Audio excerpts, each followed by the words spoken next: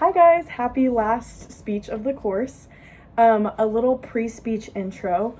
My sister Grace recently got engaged to her now fiance Ian in April, and they just set a wedding date in June. So I am super excited that Grace asked me to be her maid of honor, and speech 4 came at the perfect time for me to start practicing my speech. So I wrote down a little maid of honor speech. This may be a rough draft, this may be the final draft, who knows, but without further ado, good evening, everyone. For those of you who don't know me, my name is Ellie Vaughn.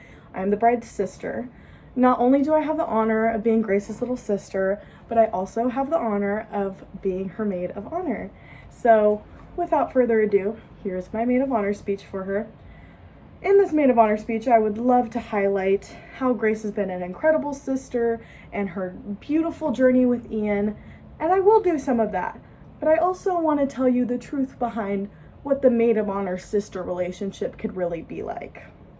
Growing up with Grace as a big sister has meant always having someone to admire, learn from, and laugh with, even when she may have used her older sibling powers a little bit too liberally.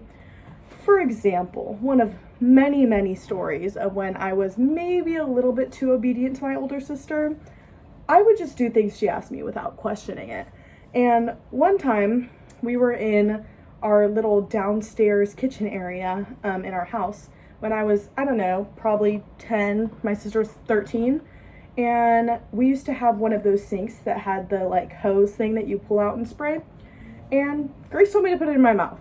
I don't know why. I was 10. I had the knowledge to have been like, this probably isn't a good idea, but I did it, and she turned the water on full blast, and water came out my nose and just everywhere it could go.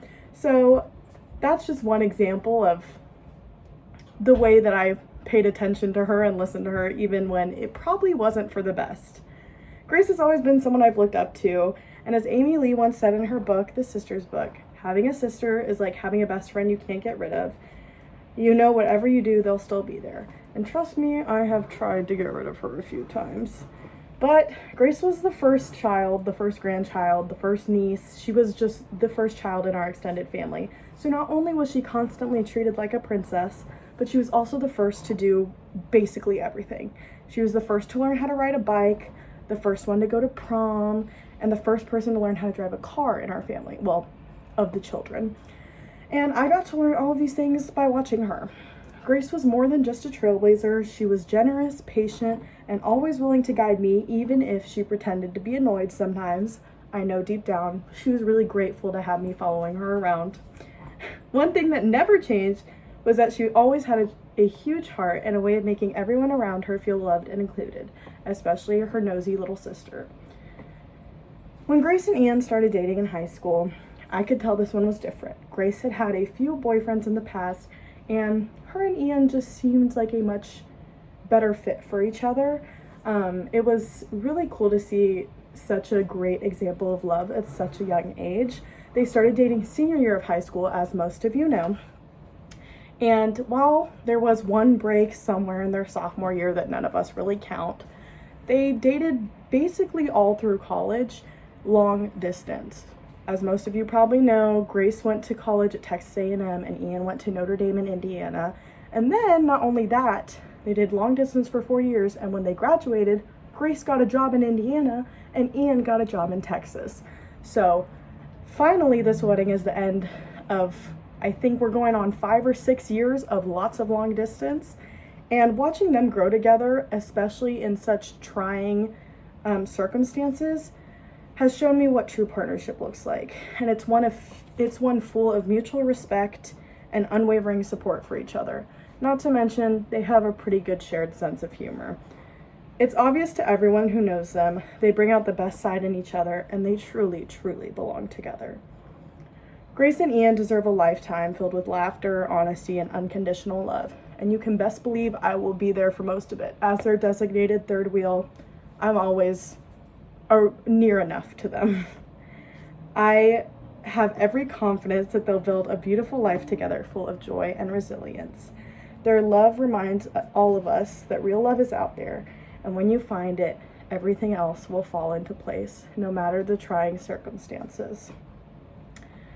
Today, I reflected on Grace as the sister I grew up admiring, celebrated the incredible relationship she's built with Ian, and shared my hopes for their beautiful future. Grace, thank you for always being the best big sister. And Ian, thank you for loving her in the way she deserves to be loved. And I guess you'll make an okay older brother too. Let's all raise our glasses. It's a Stanley Cup, but it'll have to do for this situation. To Grace and Ian, may your marriage be full of love, adventure, and the kind of joy that only grows with time. But just remember, Ian, Grace and I's favorite book, Little Women, our favorite character, Jo March, says, I could never love anyone as I love my sisters. So just keep that in the back of your head. And none of us ever will. So take that, Ian. Cheers to the happy couple. I love y'all both dearly. Thank you so much. Sorry, that was kind of a lot of yapping about my family. So if you didn't understand it, I'm sorry. But I tried to make it as audience prone as I could. Thank you so much for your time. And thank you for sticking through this course with me. Bye.